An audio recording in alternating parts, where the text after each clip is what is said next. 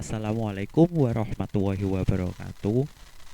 Perkenalkan, nama saya Muhammad Alwi Syahab.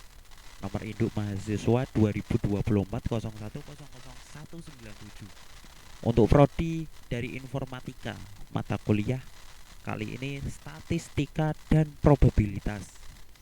Kali ini saya akan presentasi mengenai EDA atau Exploratory Data Analysis. Kali ini saya akan menjelaskan definisinya. Exploratory Data Analysis atau EDA adalah proses awal dalam analisis data yang bertujuan untuk memahami karakteristik data sebelum dilakukan pemodelan atau analisis lanjutan. EDA digunakan untuk mengeksplorasi pola, tren, hubungan antar variabel serta mendeteksi anomali outlier dalam data melalui statistik deskriptif dan visualisasi. Jadi, eksplorasi data analisis itu adalah kita mengeksplor data, proses awal sebelum kita menganalisis data tersebut lebih lanjut lagi. Gitu. Oke, nanti kita bahas di next slide untuk yang lebih detail. Mengapa EDA itu penting?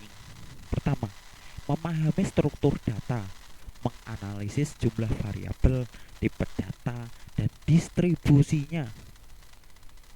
Kedua, mengidentifikasi pola dan hubungan, mencari korelasi dan tren antar variabel dalam dataset.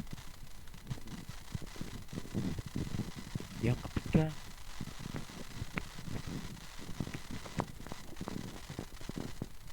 ketiga, ada mendeteksi anomali, identifikasi outlier dan missing value yang dapat mempengaruhi analisis. Ini lebih ke kita mendeteksi problem-problem sebelum kita lebih lanjut untuk menganalisis data. Kita harus mendeteksi anomali untuk mengurangi resiko dan kita bisa menganalisis lebih tepat lagi.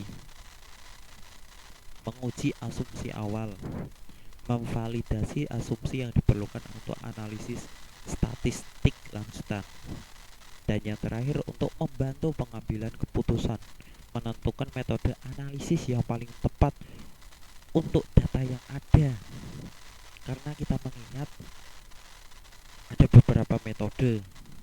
Jadi dalam EDA ini kita memperkirakan metode mana yang paling tepat untuk kita gunakan untuk menganalisis data. Seperti itu. Oke, kita lanjut. Interval estimation dalam EDA. Pengertiannya, interval estimation adalah teknik untuk memperkirakan rentang nilai parameter populasi, misalnya mean, berdasarkan data sampel. Rentang ini dikenal sebagai interval kepercayaan atau confidence interval. Contoh, interval kepercayaan 95%. Untuk rata-rata berarti kita yakin bahwa 95% bahwa nilai rata-rata populasi berada dalam interval tersebut. Manfaat dalam EDA membantu memahami sebaran dan stabilitas estimasi parameter. Dan untuk yang kedua, memberikan gambaran ketidakpastian data. Karena data itu belum pasti, tapi dalam kita menganalisis, kita setidaknya mengurangi ketidakpastian itu lebih kecil. Jadi data yang kita analisis bisa menjadi patokan untuk proses selanjutnya. Dalam EDA ini kita menganalisis ketidakpastiannya untuk menjadi lebih kecil lagi agar bisa lebih akurat. Oke, lanjut. Pengujian hipotesis dalam EDA. Pengujian hipotesis adalah teknik statistik untuk membuat keputusan berdasarkan data sampel mengenai suatu pernyataan atau hipotesis tentang parameter populasi. Komponen-komponen utama dalam pengujian hipotesis ini antara lain hipotesis nol, yang dituliskan adalah H nol kecil di belakangnya. Ini adalah pernyataan awal, tidak ada perbedaan atau pengaruh ya. Terus yang kedua ada hipotesis alternatif, ditulis H satu kecil di belakangnya, pernyataan yang ingin dibuktikan.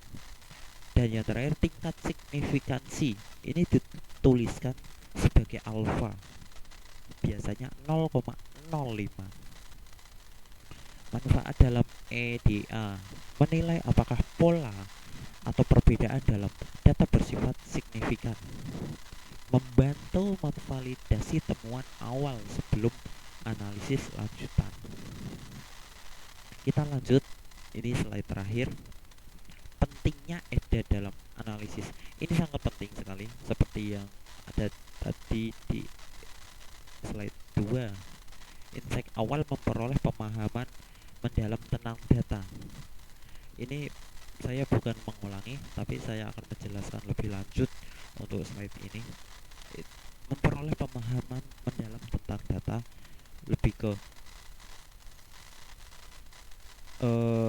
kita menganalisis untuk memperoleh lebih detail, lebih jauh, dan lebih mendalam lagi tentang data kita. Yang kedua, validasi statistik, menguji dugaan awal dengan hipotesis.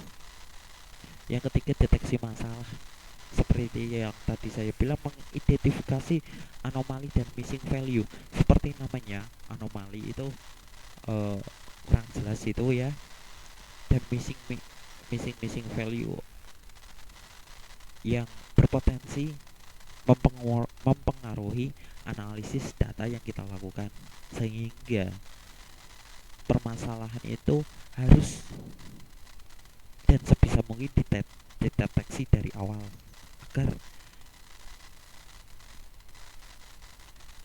data yang kita hasilkan lebih akurat. Terus metode yang tepat menentukan teknik analisis yang sesuai. Kita lihat data dulu, kita analisis teknik apa yang kita akan gunakan, karena ada beberapa teknik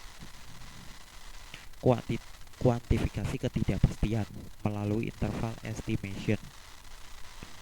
Oke, kesimpulannya dalam presentasi EDA ini atau exploratory data analysis ini merupakan tahap krusial dalam memastikan hasil analisis yang akurat dan tepat dipercaya, fundamental bagi setiap mahasiswa informatika.